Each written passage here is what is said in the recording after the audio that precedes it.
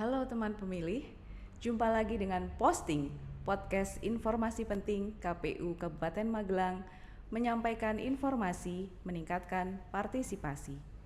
Dalam Posting edisi keempat kali ini, saya Ivana akan mengajak teman pemilih menggali informasi lebih lanjut terkait pemutakhiran data pemilih berkelanjutan.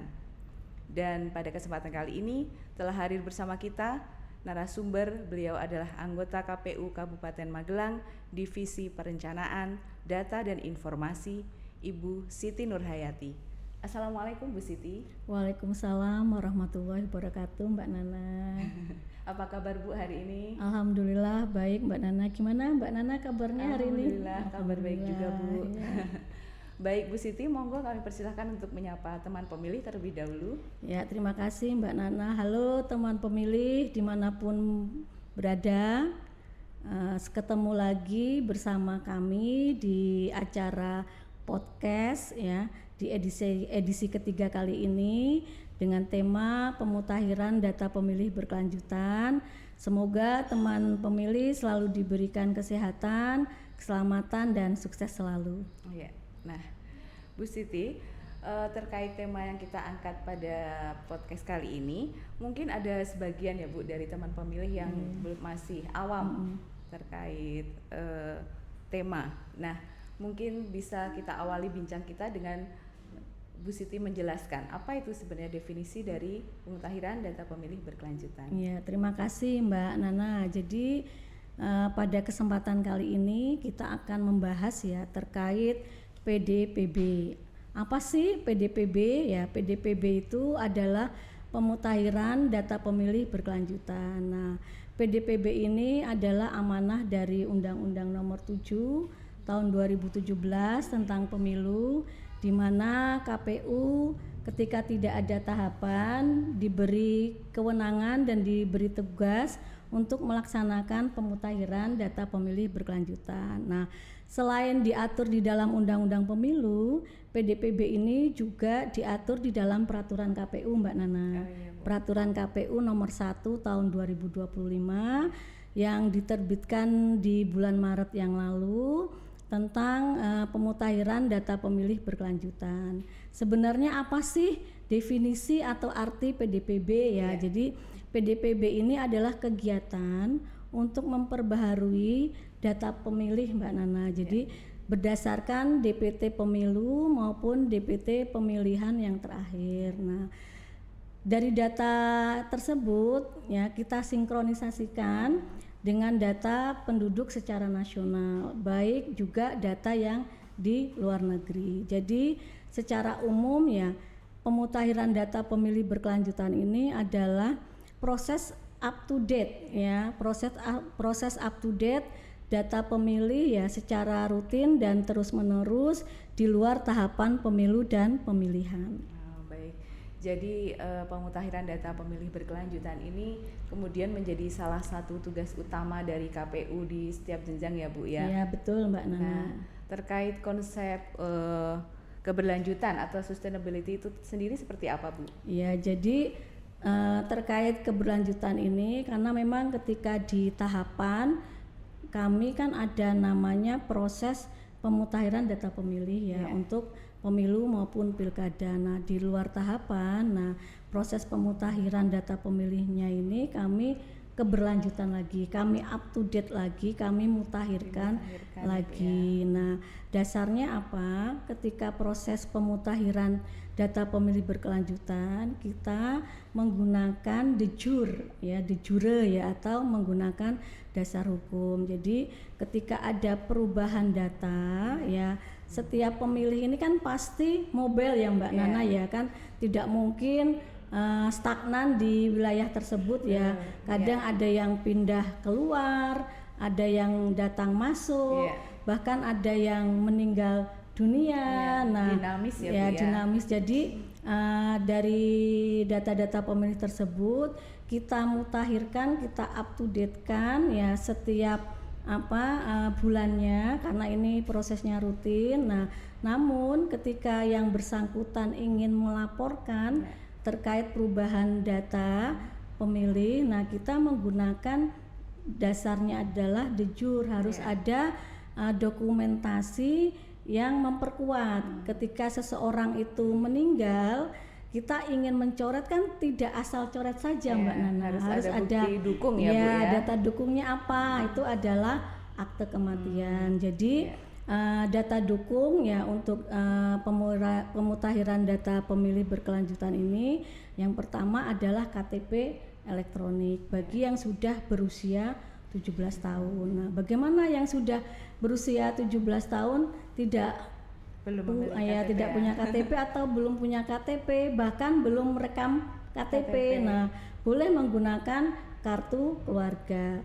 Bagaimana sudah rekam tapi kok KTP-nya belum turun ya, atau belum dapat kartunya dari Disdukcapil. Nah, itu bisa menggunakan biodata kependudukan atau juga bisa menggunakan IKD. Nah, seperti itu.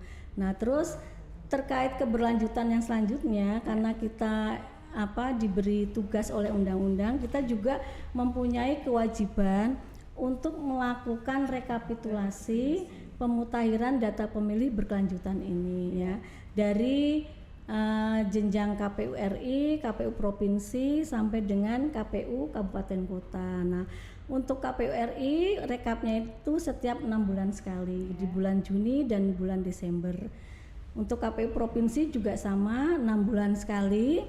Nah, yang membedakan ini adalah di tingkat KPU kabupaten kota ya, kita diberi tugas untuk merekapitulasi pemutahiran data pemilih berkelanjutan ini setiap 3 bulan sekali atau triwulanan, Mbak Nana. Oh iya. Baik, berarti kalau di tahun 2025 ini kita sudah sampai di triwulan kedua. Betul, ya Bu ya. Dan alhamdulillah baru kemarin kita KPU Kabupaten Magelang melakukan rekap ya, rapat pleno terbuka rekapitulasi PDPB tingkat Kabupaten Magelang. Iya. Nah, selanjutnya setelah disampaikan definisi di awal tadi, sebenarnya tujuan dari kegiatan pemutahiran data pemilih berkelanjutan ini apa, Bu? Ya, jadi tujuan pemutahiran data pemilih berkelanjutan ini ada 2, Mbak Nana. Yang pertama, kita adalah memelihara dan memperbaharui data tadi. Seperti yang saya sampaikan tadi, yang namanya data pemilih itu adalah selalu dinamis ya, selalu bergerak ya. Setiap hari sampai bahkan setiap bulan itu datanya berubah. Nah, harapannya nanti ketika di pemilu yang akan datang di tahun 2029, nah data pemilihnya ini sudah betul-betul sesuai dengan data fakta yang ada di tahun itu gitu. Misalnya nanti kita akan melaksanakan sampai dengan tahun 2027. Jadi jumlah pemilih yang ada di Kabupaten Magelang untuk pemilu 2029 ya datanya ya sesuai di tahun 2027 itu. Terus tujuan yang kedua untuk mengolah data dan informasi karena ini bagian dari keterbukaan informasi. Selain itu juga kan di pemutahiran data pemilih ini ada 3 unsur ya yang harus kita laksanakan. Yang pertama adalah unsur komprehensif tadi ya, menyeluruh. Yang kedua adalah akurat. Akurat ini betul-betul datanya itu sesuai dengan data de jure tadi. Dan yang terakhir adalah mutakhir atau up to date gitu, Mbak Nana. Baik. Nah, teman pemilih, kita akan bahas tema pemutakhiran data pemilih berkelanjutan ini lebih jauh. Namun tentunya akan kita simak terlebih dahulu informasi berikut ini.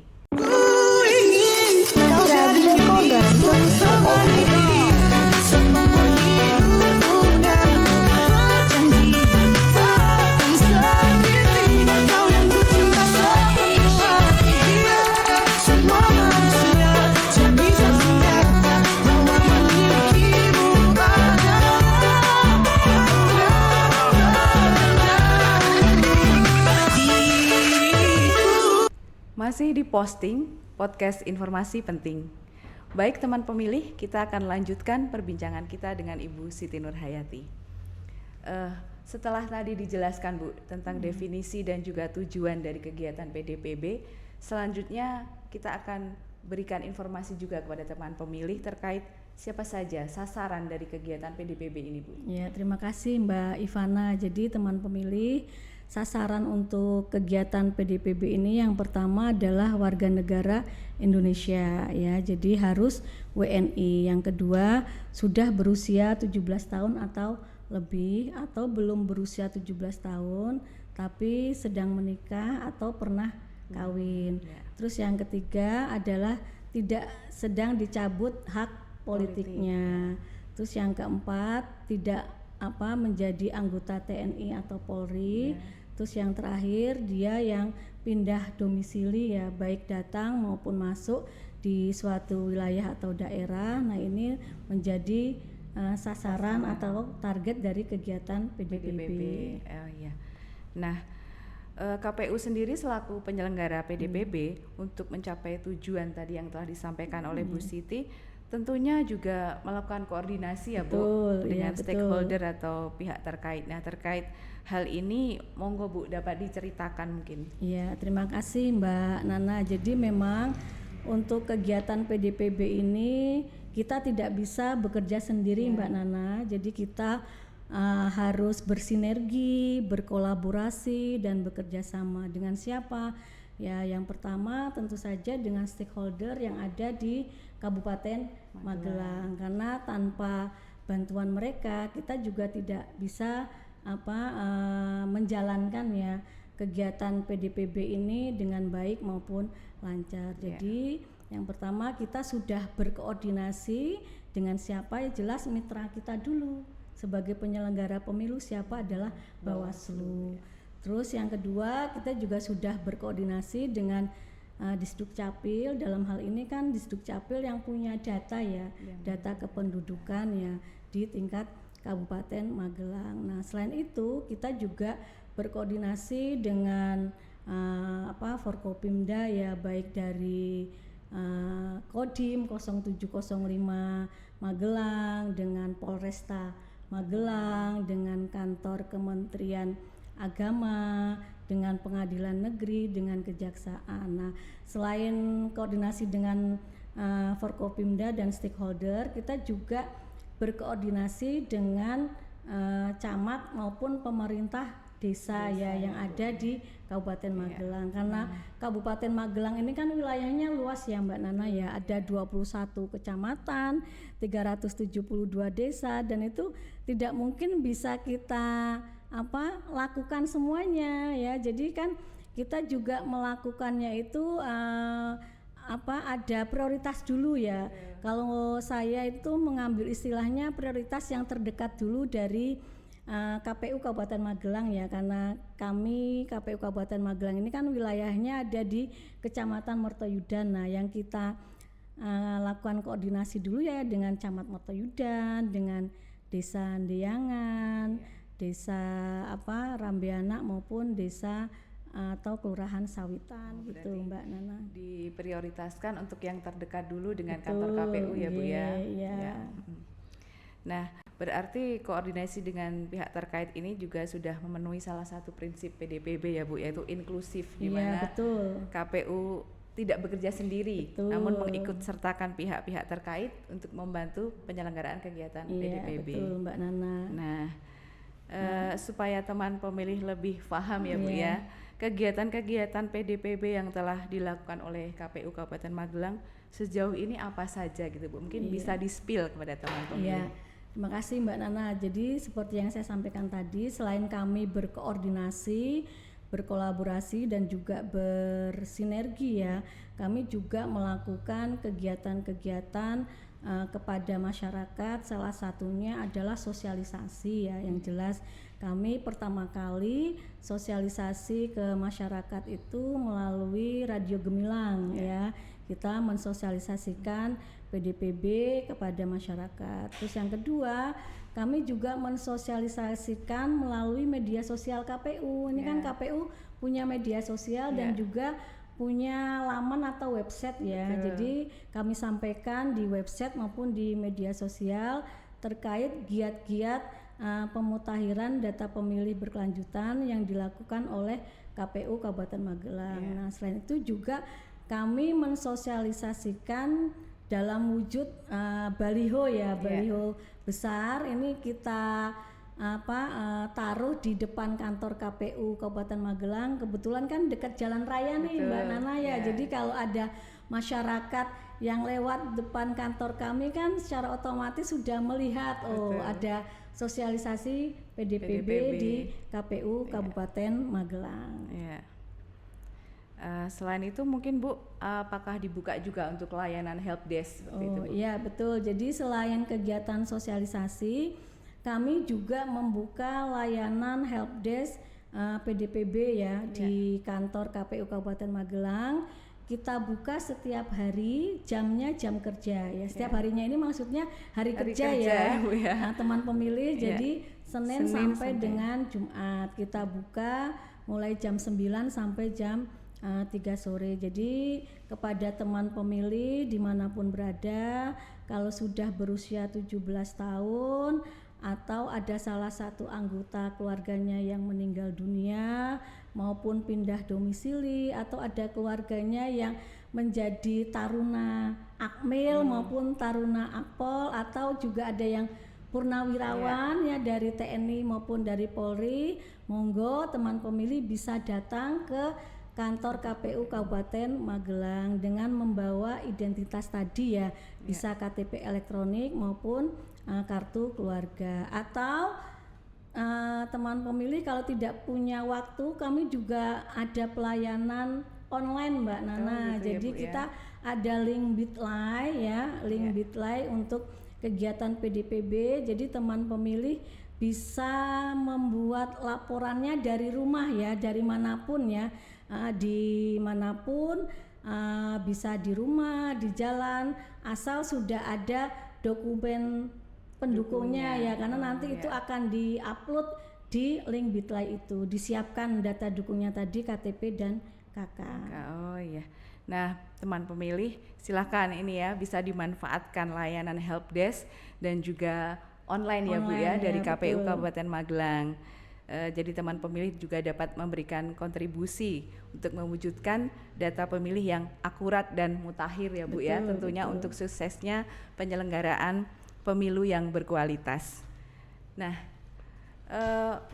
selanjutnya ini Bu, KPU Kabupaten Magelang ini selain melakukan kegiatan seperti sosialisasi dan juga layanan helpdesk, tentunya juga ada inovasi ya Bu ya, inovasi-inovasi yang diinisiasi nih oleh KPU Kabupaten Magelang. Mungkin juga dapat diceritakan kepada teman pemilih semuanya. Ya Mbak Nana, jadi teman pemilih selain tadi ya kegiatan koordinasi maupun sosialisasi dan melakukan pelayanan helpdesk terkait PDPB, KPU Kabupaten Magelang juga mempunyai 3 inovasi Mbak Nana untuk kegiatan PDPB di tahun 2025 ini. Yang pertama adalah kita punya layanan PDPB on the spot ya. Jadi ketika masyarakat ya tidak bisa datang ke kantor KPU maupun belum sempat mengisi link Bitly, kami langsung jemput bola ya. Yang kita sasar ini mana?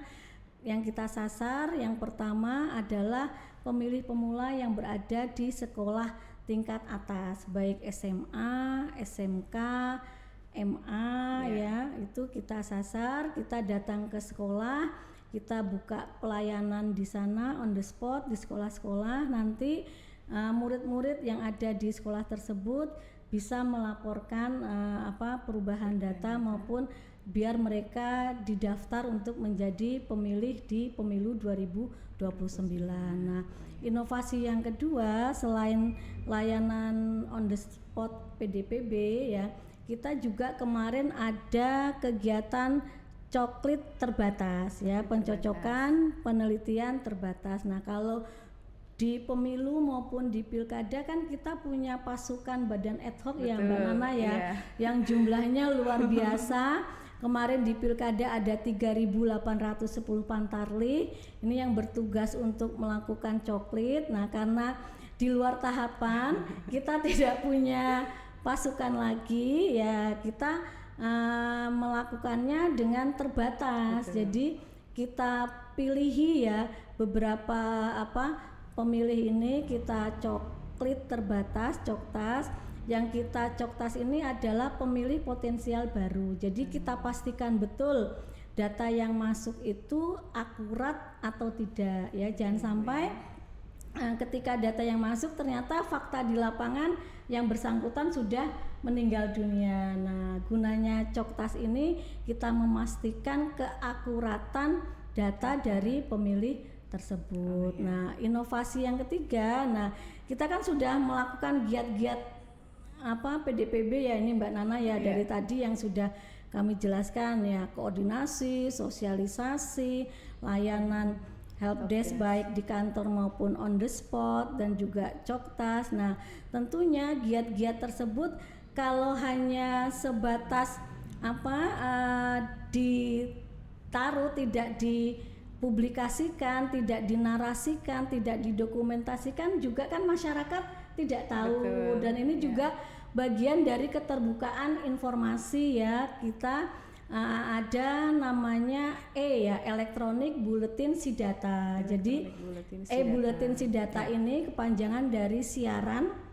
ya, siaran informasi data pemilih. Nah, ini nantinya giat-giat KPU Kabupaten Magelang terkait pemutahiran data pemilih berkelanjutan ini nanti akan kita narasikan, kita dokumentasikan, kita tulis di e-bulletin tersebut. Dan e-bulletinnya ini sangat murah ya, dalam artian gratis, tidak berbayar dan juga digital karena sekarang kan eranya digital ya, betul, semuanya serba elektronik. Jadi teman pemilih bisa mengakses e-bulletin ini di websitenya KPU Kabupaten Magelang. Nanti diklik di layanan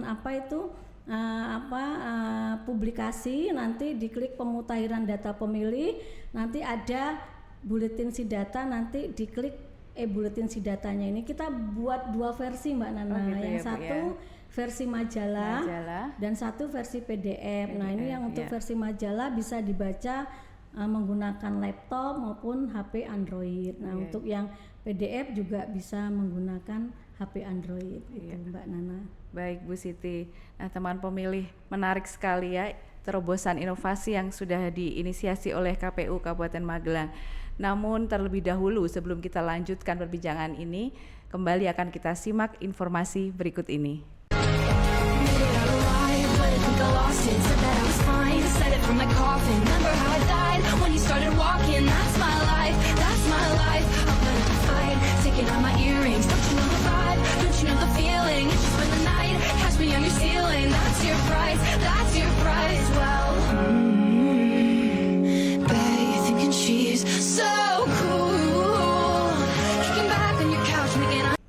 Masih di posting podcast informasi penting. Nah, teman pemilih, tadi Bu Siti sudah bercerita panjang lebar ya Bu ya tentang PDPB di Kabupaten Magelang. Tentunya dalam pelaksanaan kegiatan PDPB itu tidak serta-merta berjalan mulus ya Bu ya. Betul Mbak. Nah, kira-kira apa saja Bu yang menjadi kendala atau tantangan dan juga mungkin problem solvingnya seperti apa?